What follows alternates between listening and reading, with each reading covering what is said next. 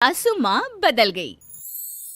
कहानी उस घर की है जहाँ बहू और बेटी को एक माना जाता था, लेकिन फिर अरे शिखा बेटा, तू रसोई में क्यों घुसी रहती है?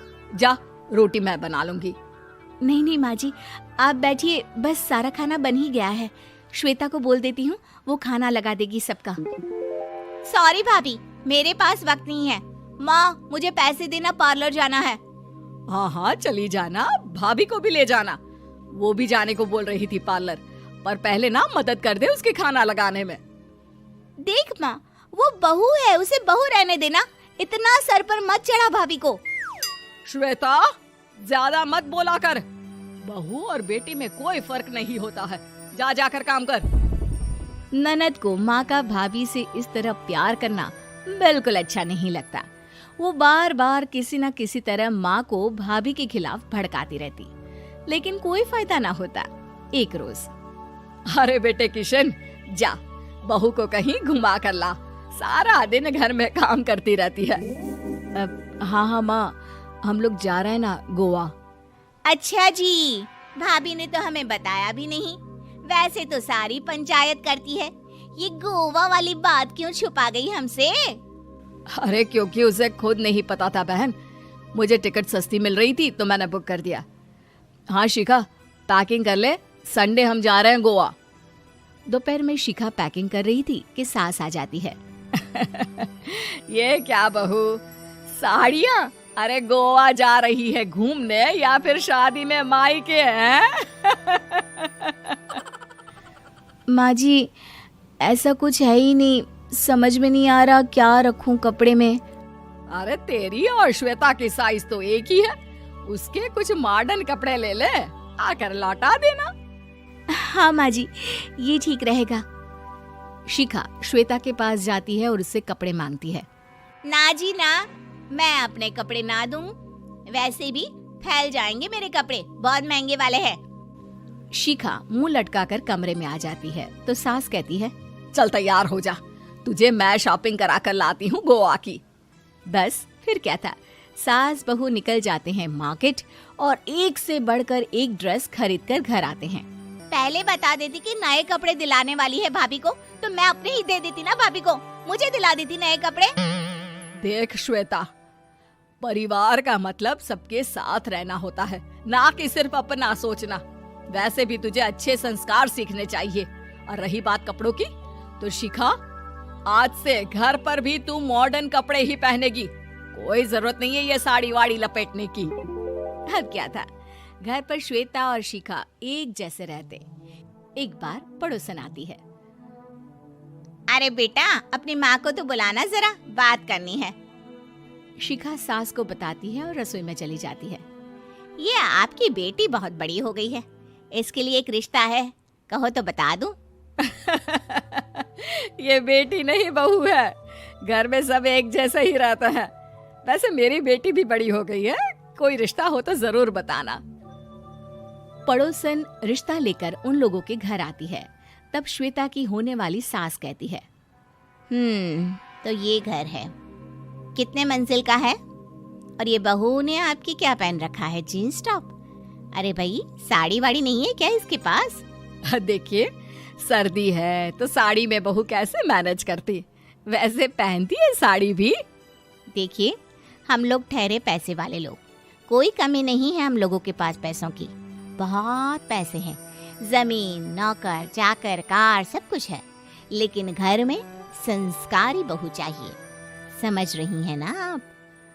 सास कुछ कहती कि श्वेता बोल पड़ती है, हाय रे, नौकर चाकर से लेकर जमीन, कार, पैसा, हाँ हाँ, मुझे रिश्ता मंजूर है, मंजूर है मुझे।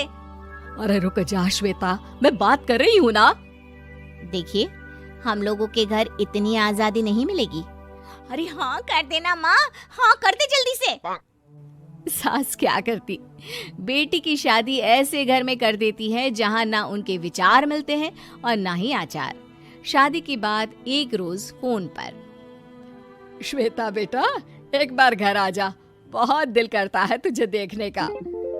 माँ, वो घर पर बहुत काम होता है, कैसे आऊँ? बड़ा घर है, लेकिन आने जाने वालों की लाइन ही लगी रहती है। बेटा मैं तो जानती थी उस घर का हाल, लेकिन तू ही नहीं मान रही थी। माँ देख, हर घर का यही हाल है। तेरी बेटी को यहाँ घूंघट हटाने की परमिशन नहीं है और एक तरफ भाभी स्कर्ट पहनकर घूम रही है। बेटा मुझे क्या पता था कि मेरी बेटी को ससुराल के नाम पर पिंजरा मिल जाएगा। अच्छा माँ, फोन रखती हूँ, सास को गर्मा गर्म रोटी खिलानी है। तुम लोगों की तरह नहीं कि एक रोटी बनाओ, एक सब्जी बनाओ, फिर सारा दिन फ्री होकर घूमो। सास फोन तो रख देती है, लेकिन सोच में पड़ जाती है कि एक तरफ बेटी जिसे कोई आजादी नहीं, वहीं दूसरी तरफ बहू जिसे देखकर लगता ही नहीं कि उसकी शादी भी हुई है। अगले रोज। शिखा, अरे ओ शिखा। हाँ माँ, क्या हुआ? कुछ चाहिए आपको? मैं जिम जा रही थी। जिम के कपड़ों में बहू को देखकर सास को घूंघट में अपनी बेटी का ख्याल आता है। देख बहू, घर में बहू की तरह रहा कर। इतने टाइट कपड़े पहनकर जिम जाना पसंद नहीं मुझे। जा जाकर रोटी बना। रोटी? माँ अभी तो शाम की 6 बजे हैं, इस वक्त रोटी? अब क्या मेरे खाने पीने पर भी पहरा है? अरे जब मर्जी तब मैं अपने घर में खा भी नहीं सकती क्या? बहू को अजीब लगता है। वो समझ नहीं पाती कि जो सास कल तक इतनी सपोर्टिव थी, उन्हें अचानक से क्या हो गया। वो किचन में जाती है, गरम रोटी के साथ 2 तरह की सब्जी, रायता, सलाद सब लेकर सास के पास आती है। माँ जी, खाना। इतना सारा खाना? राक्षस समझा है क्या मुझे? रोटी मांगी थी मैंने गर्मा गर्म बस। पर माँ जी, रोटी खाती किससे आप? सब्जी तो बनानी थी ना। अरे भूख मर गई मेरी तेरी बहस से। जा जाकर काम कर, अंदर पूरी रसोई साफ कर। बहू अंदर चली जाती है। थोड़ी देर में श्वेता घर आती है। अरे शिखा, जल्दी से चाय ला, पकवान बना, मेरी बेटी आई है।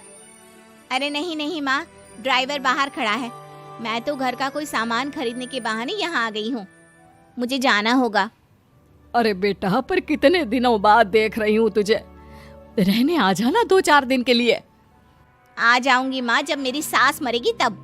मैं तो रोज मन्नत मानती हूँ कि मेरी सास मर जाए तो अच्छा है। अच्छा चल, जा रही हूँ माँ। हे भगवान, कैसे कैसे दिन देखने पड़ रहे हैं मेरी बेटी को। सास अंदर जाती है, जहाँ श्वेता की जिम वाली सहेली का फोन आया होता है। क्या बात है, आज जिम नहीं आई? अरे पता नहीं यार, आज माँ को क्या हो गया अचानक। पर खैर कोई नहीं, लगता नहीं कि मैं अब जिम आ पाऊंगी। शिखा स्पीकर पर बात कर रही थी, जिसे सास सुन रही थी। यार ये सास ना होती ही ऐसी है। मैं तो कहती हूँ बुढ़िया जल्दी मरे और तू आराम से जिए। शिखा को सहेली की बात पर गुस्सा आ जाता है। माँ के मरने की कौन सा बच्चा दुआ मांगता है मोहिनी?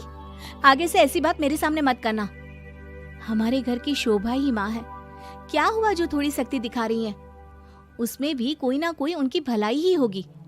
मैं तो कहती हूँ भगवान मेरे जैसी सास सबको दे, जो सिर्फ माँ की तरह है। सास वाली तो कोई बात ही नहीं है उनमें। सास ये बात सुन रही थी। उनकी आंख में आंसू आ जाते हैं कि क्यों वो बेटे की किस्मत में बहू को भी भागीदार बना रही थी। शिखा, अरे ओ शिखा, क्या हो गया? जिम नहीं जाना क्या?